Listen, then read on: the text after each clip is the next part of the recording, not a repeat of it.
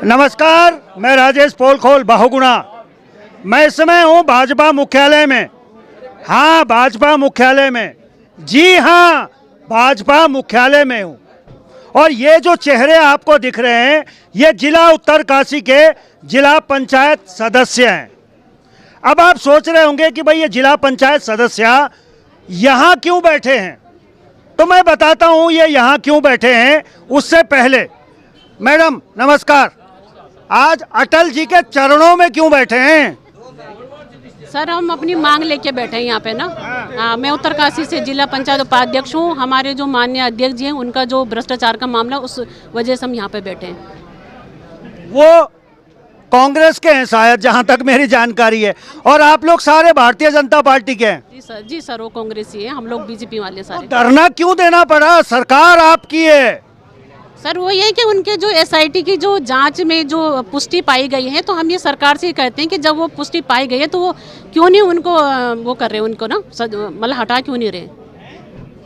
अब बड़े गौर से सुनिएगा भाई, गजब हो रहा है भाई।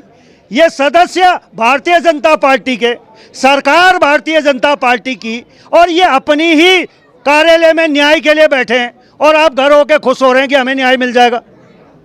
गौर से देखिए इनके चेहरों को, इन्हें न्याय नहीं मिल रहा है और आप कह रहे हैं कि हम तो न्याय लेके रहेंगे। पता नहीं कौन से जमाने में जी रहे हैं। नमस्कार, क्या शुभ नाम है आपका? आनंद सिंह राणा, सदस्य जिला पंचायत उत्तरकाशी।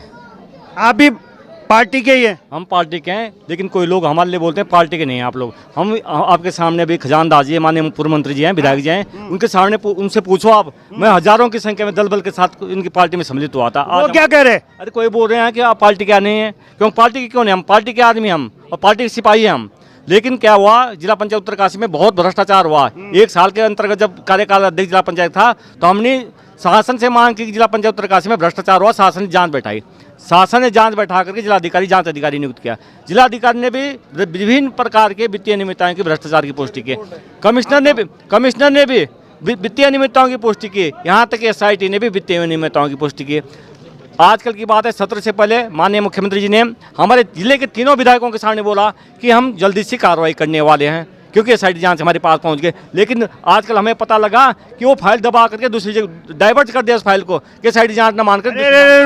रुके भाई, किसके लिए कह रहे हैं ये? धामी जी के लिए? धामी ना, सरकार नहीं कर रही है। सरकार के मुखिया तो धामी जी हैं। करना चाहिए सरकार को, भ्रष्टाचार के खिलाफ कार्रवाई होनी चाहिए। पक्का आप लोग भाजपा के? ये मुझे डाउट हो रहा, मैं इसलिए बार बार पूछ रहा हूँ भाई।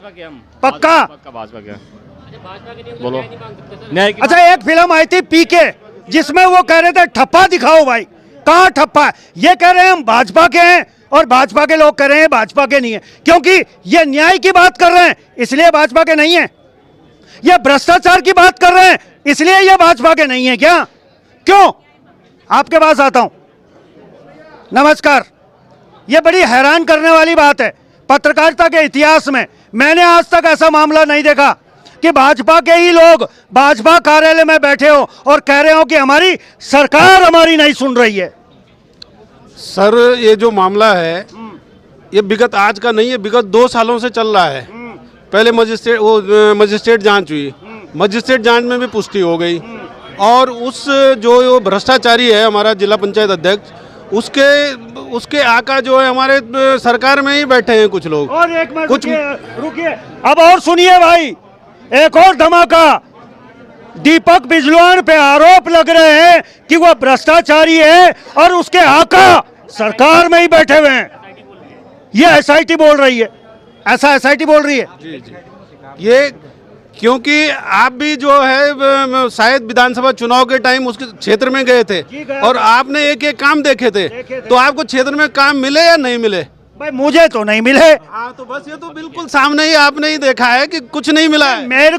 मुझे तो सरकार ये सोचती है कि मैं सरकार को कोसता हूँ, मैं सरकार की कमियां दिखाता हूँ, लेकिन ये चेहरे एलियन नहीं है, ये किसी और ग्रह के प्राणी नहीं है।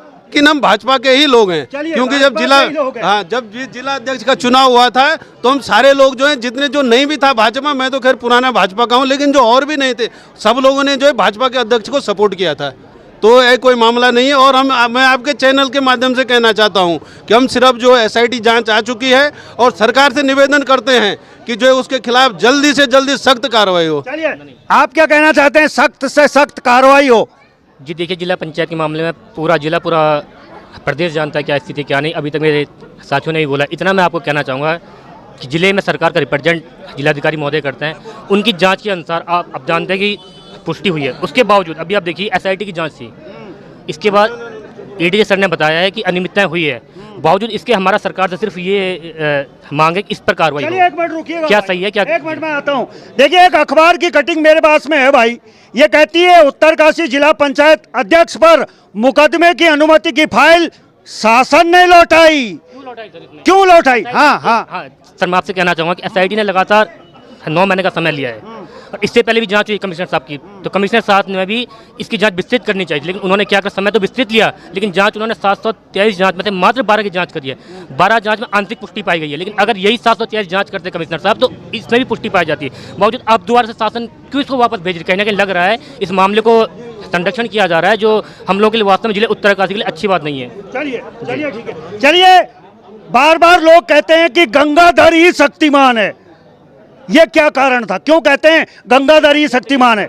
हाँ, लास्ट में कुछ कहना चाह रहे हैं? अध्यक्ष साहब के ऊपर हम लोग का गलत आरोप है, तो सरकार क्यों एक के बाद एक जांच करवा रही है? भाई यहीं पे रोक के कार्रवाई कर दीजिए, लेकिन उनका क्या है कि एक के बाद एक जांच कर रहे हैं। अगर वो सही है तो उनको क्लीन चिट करो, और अगर वो दोषी पाए जा रहे हैं उन पर कार्रवाई होनी चाहिए। चलिए ठीक है। चलिए, इस पे हम कुछ प्रवक्ताओं की बाइट लेना चाहेंगे।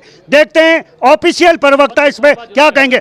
अच्छा, एक और बात है। हाँ, इस पूरे मामले में जिले उत्तरकाशी जितने विधायक हैं हमारे, उन लोगों की भी जिम्मेदारी बनती है, और जितने लोगों ने इस मामले में अपनी चुप्पी बनाए रखी है, जो पूर्व में इससे पहले विधायक थे, तीनों विधायकों का खर्च एक तो चुनाव नहीं लड़ पाए और 2 पूर्व विधायक रह गए हैं। इसलिए जो वर्तमान विधायक हैं हमारे जिले के, उनकी जिम्मेदारी बनती है। कौन है? नाम बताएं उनका। हमारे सुरेश चौहान जी हैं जो भारतीय जनता पार्टी से, हमारे दुर्गेश्वर लाल जी हैं जो भारतीय जनता, जिनके लिए हमने रात दिन काम करा है कि हमारी भारतीय जनता पार्टी 0 टॉलरेंस सरकार है, और एक हमारे यमुनोत्री के विधायक जो सिर्फ भ्रष्टाचार के नाम पर अभी जीते हैं। सब लोग चुप बैठ, उनकी जिम्मेदारी बनती है कहीं ना कहीं वो इस मामले में अपनी आवाज़ उठाएं। चलिए, विधायकों पे सवाल उठ रहे हैं, विधायक मौन है, प्रवक्ताओं के बाद चलते हैं। आपके प्रांगण में जिला पंचायत सदस्य हैं उत्तरकाशी के, उनका आरोप है कि सरकार हमारी सुन नहीं रही है, जबकि हम भी भारतीय जनता पार्टी के कार्यकर्ता हैं। निश्चित रूप से उत्तराखंड राज्य के अंदर माननीय पुष्कर सिंह धामी जी के नेतृत्व में जो सरकार चल रही है वो सबकी सुन रही है, और हमारा मुख्यमंत्री जी का और हमारे प्रधानमंत्री जी का जो नारा है, सबका साथ, सबका विकास, सबका विश्वास और सबका प्रयास, इस पर आगे चल रही है। उत्तराखंड के अंदर एक भ्रष्टाचार मुक्त सरकार चल रही है। किसी भी दशा में सबकी बात सुनी जा रही है। दीपक बिजलान को आप क्या क्लीन चिट देते हैं या भ्रष्टाचारी मानते हैं? निश्चित रूप से ये एक जांच का विषय है, और उसमें सरकार ने SIT गठन किया है, और SIT गठन के बाद उसमें प्रक्रिया जारी है। आगे जो उसमें विधिक राय ली जा रही है, आगे जो भी कार्रवाई उसमें होने वाली है, इसलिए जो हमारे सम्मानित जिला पंचायत के मेंबर है, मेरा उनसे आग्रह है कि उन्हें संयम बरतना चाहिए। सर SIT आप किसने गठित की थी सर? नहीं, निश्चित रूप से SIT गठित हुई है तो सरकार ने SIT गठित की है, तो उस पर जांच हो रही है। जांच के उपरांत उसमें अब उसमें जो भी विधिक मामला बनता है, जो विधिक कार्रवाई का मामला बनता है, वो विधिक कार्रवाई होगी। दरअसल मैंने ये इसलिए पूछा क्योंकि SIT की रिपोर्ट आ चुकी है 1 तारीख को, उसमें कहा गया कि इसमें वित्तीय अनियमितताएं पाई गई हैं। उसके बाद 11 तारीख को सरकार ने वापस से रिवाइज क्यों बोला है SIT को?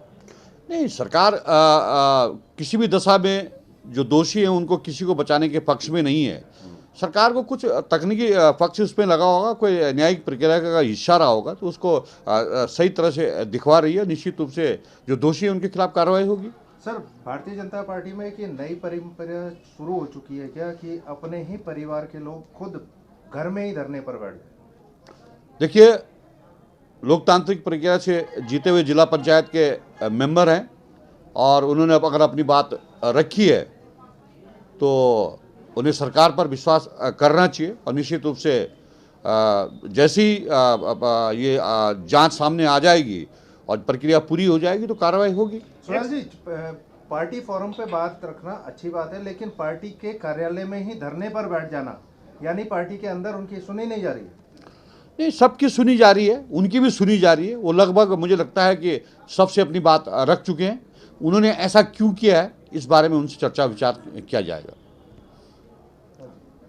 एक सवाल और है सुयाल जी, कि शासन ने वो फाइल लौटा दी है, लौटाने का क्या कारण है, क्यों लौटाई ये फाइल?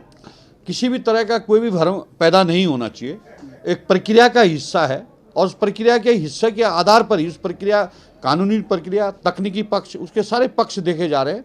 उसके बाद निश्चित रूप से सरकार कार्रवाई करेगी, किसी भी दशा में दोषियों को बख्शा नहीं जाएगा। अच्छा, एक अंतिम सवाल और है, ये जिला पंचायत सदस्य हैं जो आपके भारतीय जनता पार्टी के सदस्य भी हैं?